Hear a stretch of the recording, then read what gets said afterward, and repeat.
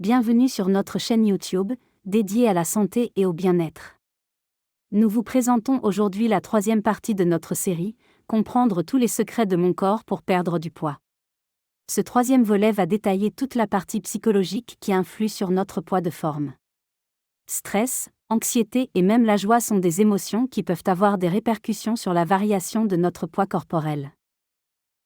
Si vous avez manqué les 2 premières parties, les liens sont disponibles dans la partie description de cette vidéo. Prenez le temps de les regarder, vous comprendrez ainsi comment fonctionne et réagit votre corps à travers les différentes étapes de la vie. Facteurs psychologiques affectant la perte de poids chez les femmes. La santé émotionnelle est étroitement liée à la santé physique, notamment en ce qui concerne la gestion du poids. Voici quelques facteurs psychologiques affectant le parcours de perte de poids des femmes. Le stress a un impact sur notre corps de plusieurs façons, notamment en influençant notre poids. Lorsque nous sommes stressés, notre corps entre en mode combat ou fuite. Cela provoque la libération d'une hormone appelée adrénaline, qui accélère notre rythme cardiaque, augmente notre pression artérielle et mobilise nos réserves d'énergie. Même après que la situation stressante ait disparu, une autre hormone, le cortisol, continue de circuler dans notre système. Le cortisol est souvent appelé l'hormone du stress. Il incite notre corps à reconstituer ses réserves d'énergie, ce qui peut augmenter notre appétit. Malheureusement, lorsque nous sommes stressés, nous avons tendance à avoir envie d'aliments riches en calories mais pauvres en nutriments. Le stress chronique peut entraîner une accumulation de graisse viscérale. Cette graisse se trouve autour de nos organes abdominaux et est plus métaboliquement active et nocive que la graisse sous-cutanée, qui est stockée sous notre peau. La graisse viscérale accrue peut augmenter le risque de divers problèmes de santé, tels que les maladies cardiaques et le diabète de type 2. L'alimentation émotionnelle consiste à manger en réponse à nos émotions, notamment le stress, plutôt que par une réelle faim physique. Cela peut devenir un obstacle important pour perdre du poids, car cela entraîne souvent une consommation excessive de calories, en particulier à partir d'aliments réconfortants ou riches en calories. Après avoir consommé ces aliments, notre cerveau semble réagir en réduisant le stress et en créant des sensations de confort et de satisfaction. Cela crée un cycle. Le stress nous pousse à manger des aliments réconfortants, ce qui temporairement réduit le stress et renforce le schéma de l'alimentation émotionnelle. La faim émotionnelle survient souvent de manière soudaine, paraît pressante et se concentre généralement sur un aliment réconfortant spécifique. En revanche, la faim physique se développe plus lentement et peut être satisfaite par n'importe quel aliment. Il est essentiel de reconnaître la différence entre la faim émotionnelle et la faim physique pour briser le cycle de l'alimentation émotionnelle. Avoir une perception négative de son corps et une faible estime de soi peut avoir des conséquences néfastes. Cela peut entraver le processus de perte de poids et affecter le bien-être mental global. L'image corporelle se réfère à la manière dont nous percevons, pensons et ressentons notre corps. L'estime de soi concerne notre valorisation personnelle. Ces 2 concepts sont étroitement liés, car l'image corporelle a souvent un impact sur l'estime de soi, et vice-versa. Les normes de beauté de la société, l'influence des médias et nos expériences personnelles jouent un rôle important dans la formation de notre image corporelle et de notre estime de soi. Les personnes qui ne sont pas satisfaites de leur corps peuvent ressentir du stress, de l'anxiété et une faible estime d'elles-mêmes. Cela peut les pousser à adopter des comportements malsains tels que la suralimentation ou des régimes excessifs. De plus, elles sont plus susceptibles d'abandonner leurs efforts de perte de poids en raison de la frustration ou du désespoir qu'elles ressentent. Nous allons ensuite aborder les facteurs liés au mode de vie affectant la perte de poids chez les femmes.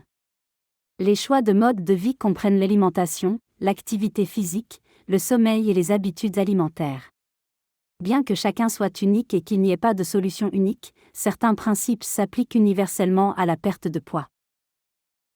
Avoir des habitudes alimentaires saines est essentiel pour favoriser la perte de poids et améliorer notre santé globale. Voici quelques points importants à considérer. Une alimentation équilibrée qui inclut une variété d'aliments riches en nutriments est bénéfique.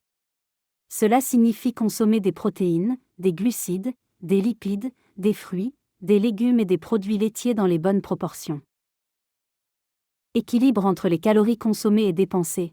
La perte de poids se produit lorsque nous brûlons plus de calories que nous n'en consommons sur une période prolongée. Il est important de trouver cet équilibre en ajustant notre apport alimentaire et en augmentant notre dépense énergétique. Éviter les aliments transformés.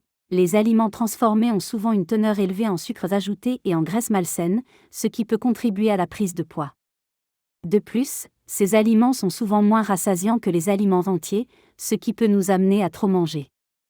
Il est préférable de privilégier les aliments naturels et non transformés autant que possible. L'activité physique régulière est un élément crucial d'un plan de perte de poids réussi. Elle contribue à brûler des calories, à stimuler le métabolisme et à améliorer la santé globale. La dépense calorique par l'exercice. L'exercice physique augmente le nombre de calories que nous brûlons, ce qui crée le déficit énergétique nécessaire pour perdre de la graisse corporelle. De plus, il favorise la croissance musculaire, améliore notre métabolisme et soutient la perte de poids. Différentes formes d'exercice, comme les exercices cardiovasculaires, la musculation et les exercices de mobilité, offrent divers avantages. Un plan d'exercice bien équilibré peut maximiser la perte de poids tout en améliorant notre santé globale. Il est important de trouver des activités physiques que nous aimons et qui conviennent à notre condition physique et à nos préférences personnelles.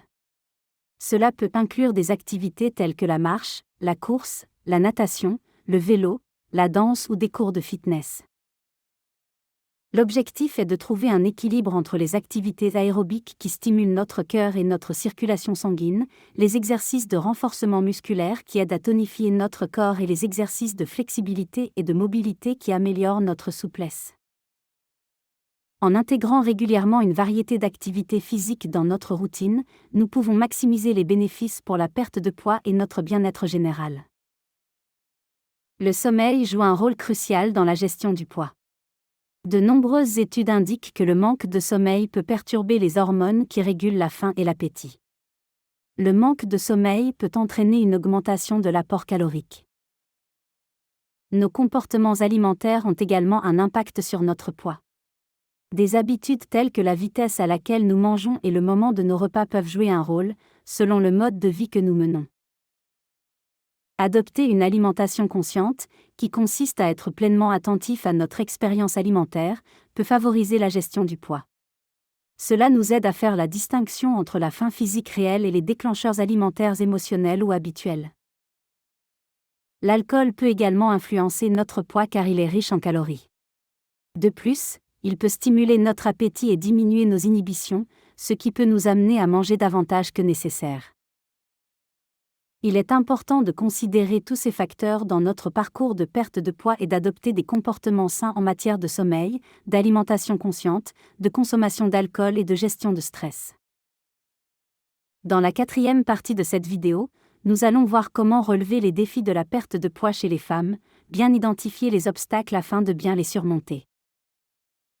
Alors abonnez-vous et restez connectés pour connaître la suite de cette série de vidéos dédiées à la compréhension des facteurs qui peuvent influencer notre poids de forme à travers les différentes étapes de notre vie.